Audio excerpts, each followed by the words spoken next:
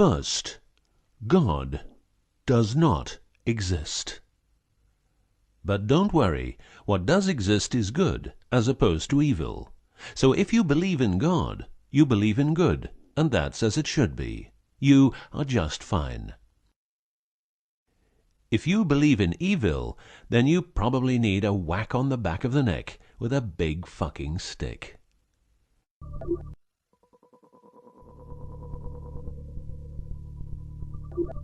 Around 5000 BC, we, Homo sapiens, were genetically modified by space aliens. These aliens first landed where the river Euphrates enters the Persian Gulf.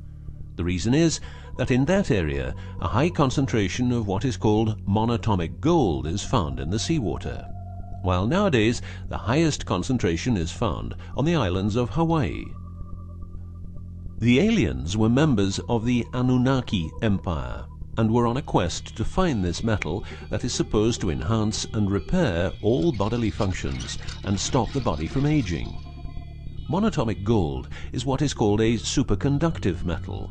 Superconductivity means that if you transport, for example, electricity through a line made of this material, you would not lose any energy as a result of heat dissipation. So if you input 100% of energy, you also output 100% of energy. Now apply this principle to your brain, which is a huge, sensitive electrical machine. The monatomic gold makes your neural pathways act like quantum drive superhighways. This means that all your senses will receive input optimally. In turn, these inputs will be processed optimally, and those parts of your brain you don't use will become more active, so enhancing your memory, making you better understand problems, allowing you to sense evil, detecting lies, becoming telepathic, and even being able to time travel in your mind by seeing the past or the future.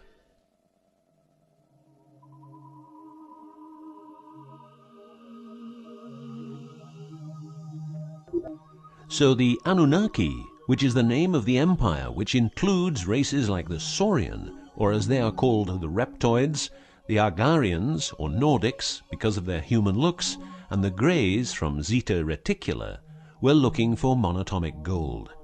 This involved enormous effort because it had to be extracted from seawater, or by processing it in such a way that the gold, usually in pairs of 8 atoms per molecule, could be separated into individual particles.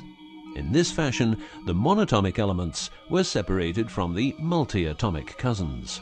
In a similar way, uranium-235 is produced. For the use as intelligent slaves, the Anunnaki took a man, let's call him Adamski, and took out a part of a rib.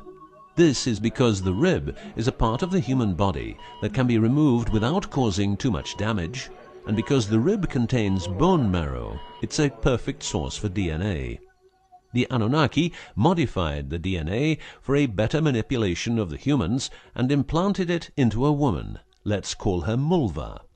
Mulva then had children with Adamski, and their children were, just like Mulva, genetically modified.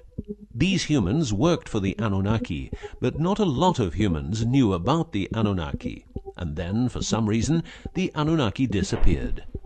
An interesting detail is that the symbol for human DNA resembles the word Yah, which is God, but surely this is a coincidence.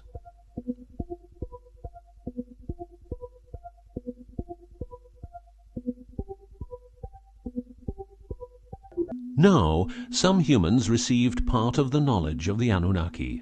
The last known humans were the Jewish people who carried the Ark on their journey from Egypt to the Promised Land. Before them, the Ark was in the lands of the Sumerians, Babylonians, and Tibetans.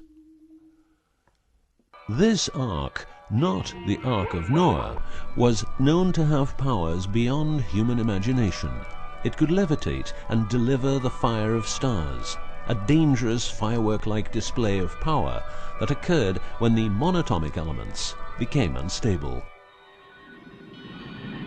To make them stable again, you needed to know certain secrets, and with those secrets you could preserve the Ark and thus its powers. The humans who were close to the secrets of the Ark had long and prosperous lives. The best known was Methuselah, who lived to the age of 950. Wherever the Ark is, the culture thrives, and over the centuries it moved from Jerusalem to Rome to London, and is now supposed to be in the United States of America. The Ark always moves west, and will always keep moving west.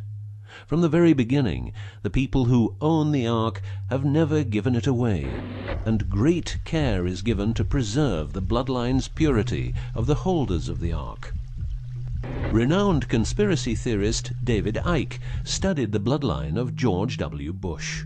This he traced back all the way to the Sumerians, a people who lived in the southeastern part of what is now known as Iraq, where the river Euphrates meets the Persian Gulf.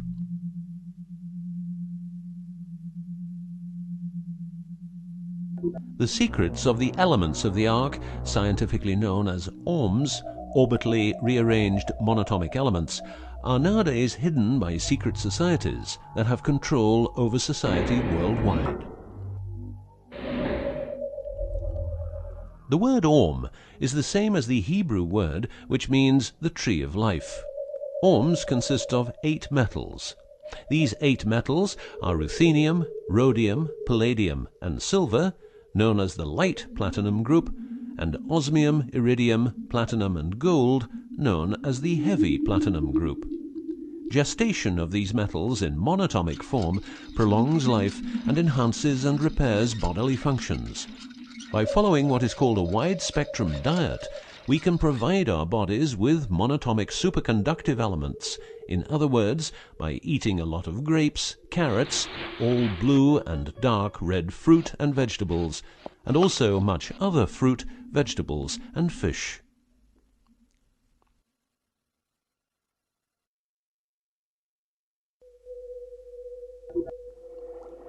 There are countless fragments of footage shot by both Russian and American astronauts, which show the vast number of lights that seem to be attracted by releases of electromagnetic energies by both the Earth and man-made objects such as satellites. In Building 8 of the Johnson Space Center in Texas, the USA, high-resolution pictures taken by satellites are photoshopped each day to remove proof of aliens. In the film The Secret NASA Transmissions, the footage, it becomes clear that astronauts have grown accustomed to these strange anomalies, and that even in 2000, an unprecedented cooperation between NASA, the Russian Space Agency, and a committee of UFO experts was formed to share knowledge on this subject. To better understand this whole story, a few revelations are in place. Everything vibrates because atoms vibrate, and that is because the subatomic particles are in harmonic resonance, a fancy word for vibration and keeping themselves in equilibrium. Gravity is vibration generated by the presence of mass, and it can be neutralized by altering the harmonic resonance of the gravitational field. In other words, if you generate vibrations, you can alter gravity, and with superconductive materials, the amount of energy needed for generating the vibrations is greatly reduced. A practical example of reducing one vibration with other vibrations is the use of anti-sound. If you instantaneously produce the exact opposite waveform that comes towards you in the form of sound, the sound will cease to exist. This is called destructive interference. One of the forms of creating anti-gravity is called auditive levitation, a method used by Tibetan monks to elevate rocks over 250 meters high and 250 meters distance. By arranging drums and trumpets extremely precisely, together with some 100 men chanting, all arranged in a precise manner, the monks, after about 5 minutes, could levitate a rock weighing a ton and place it exactly where they wanted it. Theorists around the world theorize that huge monuments like those of the Egyptians and Mayan people were built this way. Other examples of anti-gravity we find in the vast amount of UFO sightings. These UFO sightings are actually experiments run by governments in their search for anti-gravity propulsion. So, if the technique is known, why don't we all transport using anti-gravity propulsion? For each year of technological advance, the military advances 44 years. All science is merely a means to an end. The means is knowledge. The end is control. Who will be the beneficiary? What do they want? What they want is control. The establishment of a global economy which is totally predictable and can be manipulated in every sense. Ein Volk, ein Reich, ein Führer. What I am saying is that the vast majority of people is being controlled by the established upper class. I know this is like the plot of a bad movie, but stay with me for a minute. Anti-gravity exists. The ability for everyone to be a genius exists. Aliens exist, and much more efficient ways of producing energy exist. For example, the mighty engine, which produces the same amount of energy as a normal engine, but only using 5% of the fuel a normal engine uses. Or the PAP engine, which without fuel, only driven by the power of zero-point energy and a small amount of noble gases, can deliver 500 horsepower for a period of 10 years. Or the Maternita machine of the Maternita commune, which has delivered 3 to 4 kilowatts out of thin air for the last 20 years. What would be the consequences for the upper class if they lose their monopolistic knowledge? What would happen to them if people would know about the secrets they're holding for us? If I don't need any more gasoline, what would happen? If I don't need any more electricity or gas, what would happen? If I don't need any more medicines from the pharmaceutical industry, what would happen? In order to ensure their powers, the upper class, some call them the Illuminati, handles a strict agenda. The agenda has the aim to prepare the world for world domination, beginning in the US and Europe. According to conspiracy theorists around the world, this is what they are doing as preparation. By the way, these people are extremely smart and fanatic, extremely rich, and they have tried it before. Then they were called the Nazis.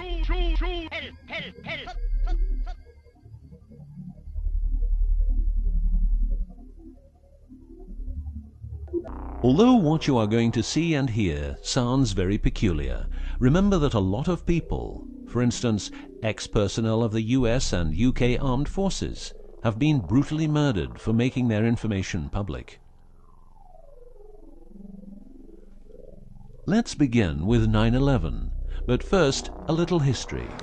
What the Second World War did for the US is that it gave the country such an economic lead that it could easily grow more comfortable in its already powerful role.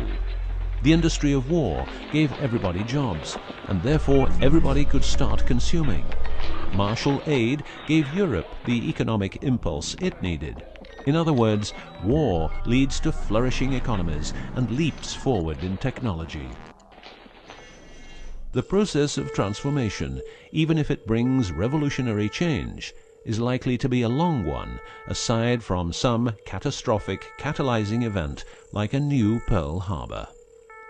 These are the words of a neocon think tank whose members count people like Dick Cheney, Wolfowitz, and Donald Rumsfeld. What it says is that America needs a war to transform into its next shape, and 9/11 is our new Pearl Harbor. In the manipulation of people, one of the strongest weapons is to make people believe someone else did it. What I'm trying to say is that the US government is trying to make the people believe Osama did it. But did Osama do it? Did you know that 6 weeks before the WTC towers collapsed, the owner had a new insurance policy made up, ensuring that the owner, if the towers would collapse due to a terrorist attack, would receive the amount of $3.5 billion. The owner, because 2 towers went down, tried to claim 2 times $3.5 billion, but only received 2.2. What happened to building number 7?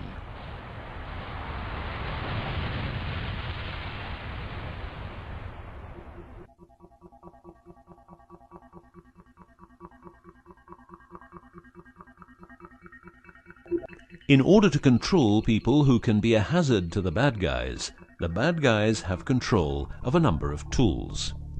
One of these tools is the remotely operated electromagnetic frequency weapon. These use microwave, ELF, extremely low frequencies,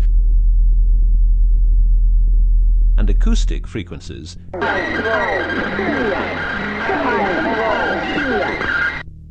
to covertly attack and harass innocent citizens. The use of frequency weapons on humans for behavioral control and murder is not new. For well over 50 years, neuro-electromagnetic frequency weapons have been perfected for their covert use in warfare.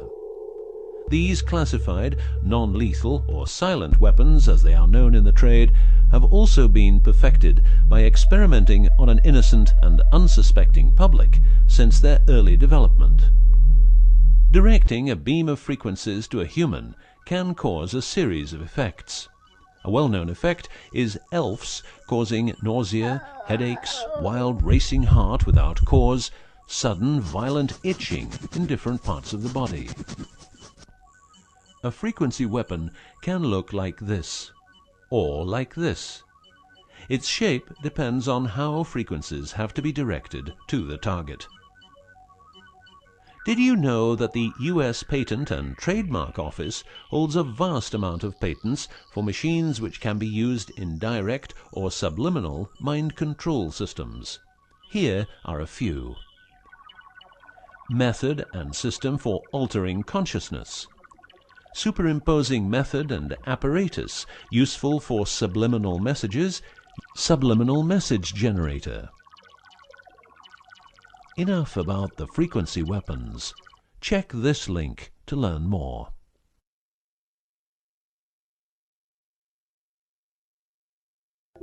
You will realize that to control people, you have to know what they are communicating. So in the 1950s, the UK and USA decided to set up the world's biggest espionage network to make sure all communications between Russians and spies or allies were monitored. This system has continuously been updated since the day it became operational. The system's name is Echelon and consists of a vast network of listening posts, extremely advanced computers, an enormous number of people, dishes, and taps. Echelon's computers capture every communication via Internet, GSM, UMTS, landlines, TV and radio broadcasts, satellite communications, private, military, and diplomatic, and listens to every word. The computers work with a list of keywords, and when a message contains one or more keywords, the message is directed to a specialist who examines the message. If it is suspicious, further action may be taken. Echelon centers are around the world, but here are the best-known locations. Menwith Hill, North Yorkshire, England. HARP, Remote Mind Control Computer Center, Alaska. Pine Gap, near Alice Springs, Northern Territory, Australia. Pine Gap has a complex of radomes, a huge computer room, and about 20 support buildings. The signals analysis section of the computer room is staffed exclusively by CIA and NSA analysts. Within the USA, Australia, and the UK, the NSA can plug into every telephone call and message entering, leaving, or transiting the country. The NSA is also constructing a network of towers up to 500 feet high, each tower at a distance of 200 miles from each other and stretching from the east to the west of the US. The network is called GWEN, Ground Wave Emergency Network. This network transmits very low frequencies combined with ultra-high frequencies and is used in case the communication systems in the US are rendered useless because of a nuclear attack. Coincidentally, the frequencies of GWEN coincide with the frequencies being used by frequency weapons. Also coincidental is the fact that mobile telephone systems like GSM and UMTS also operate in the same frequency areas as some frequency weapons. To further prepare for global domination, the secret US government, led by the corrupt holders of the Ark, also known as the Illuminati, or the New Global Union, or the New World Order, or just plain Nazis using the Eye of Lucifer as their symbol, has started building since the 1940s large underground bases with every commodity you can think of. These bases are basically large cities underground connected by high-speed magneto-leviton trains that have speeds up to Mach 2. According to Phil Schneider, the black budget is a secret budget that garners 25% of the gross national product of the United States. The black budget currently consumes trillions of dollars per year. Presently, there are over 129 deep underground military bases, or DUMBs, in the United States. These underground bases were built using nuclear-powered laser drills that can drill 7 miles per day. Also, dedicated nuclear explosions were held to create large underground spaces. A lot of contractors work in these places, but never more than 3 to 4 weeks. Always under strict supervision, and before entering a site they are warned that if they talk about what they see, it will cost them their lives. As mentioned, men are the result of a genetic modification by space aliens. These aliens have been on Earth for a long time and lived in large underground cities all over the world.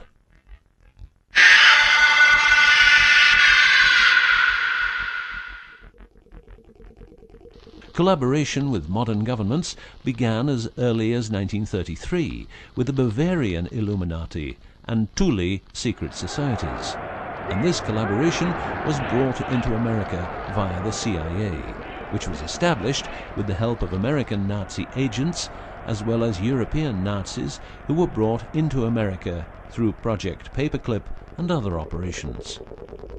It was agreed that the aliens and the upper-class secret government would help each other, as agreed in the 1954 Greada Treaty.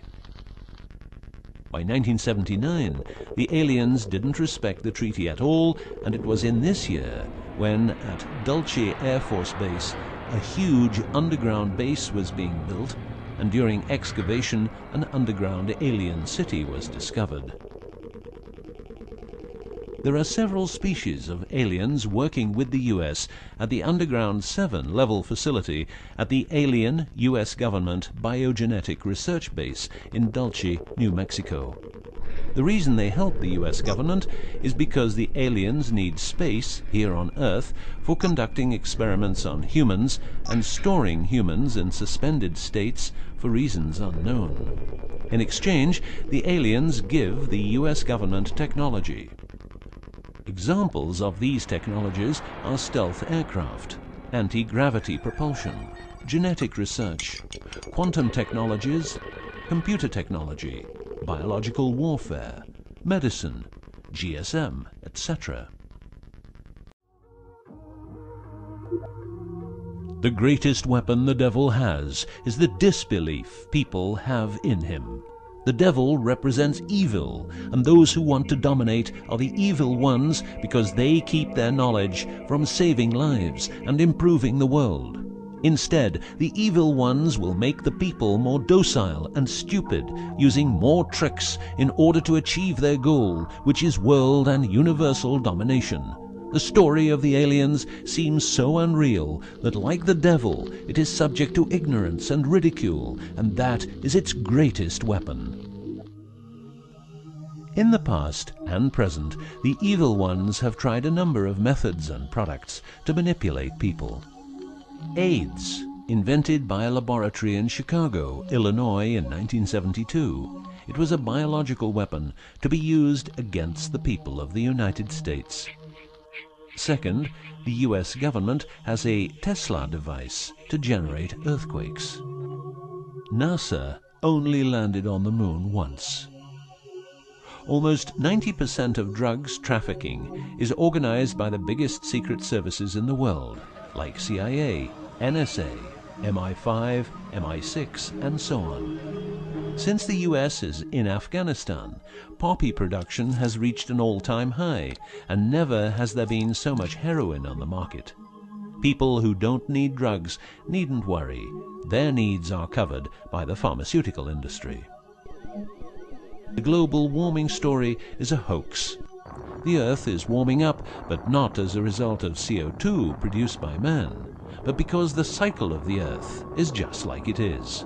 Remember that 10,000 years ago, the whole northern part of the world was covered in ice. It's what we call an ice age. The Ark, in its recent form, started its journey in the deserts of Egypt and was carried to the Holy Land by the Jewish people. In Jerusalem, the Ark started its journey around the world heading west. Everywhere the Ark has been, one or more obelisks are erected as a symbol of establishment. In the future, the Ark will travel to China, Russia, Iran, until it reaches Jerusalem again, which means the whole world will be under the influence of Lucifer's eye. That will be the moment the Anunnaki Empire will settle and rule Earth uncovertly. On many important sites in the world, buildings carrying symbols of Lucifer's return are common. The best-known example is the Pentagon, which suggests a pentagram referring to the Jewish symbolism and the symbolism of the Ark. Another example is the Israeli High Court. It's a building with dozens of satanic and secret symbols. Like the Eye of Lucifer, an inverted cross you can walk on, its numerical anomalies. It was built in exactly 750 days, used exactly 250,000 stones, all hand-laid, and was funded by the Rothschilds, the founders of the central banks and the World Bank. These buildings celebrate the coming of and will serve as headquarters for the evil ones.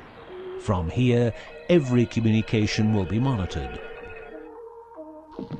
The underground cities will then be used as detention camps, where the bodies of resistance people will be converted into soulless zombies. The army of the NWO and its intelligence agencies will be able to track and trace everybody on Earth and influence their opinions or simply dispose of them. Socially, everybody will be watched by their neighbors and friends and mobbed if they have different opinions. The rich, richer and smarter, the poor, poorer and dumber, will support the pyramid with Lucifer's eye on top, as it has always been. This will be the future, and the future is now.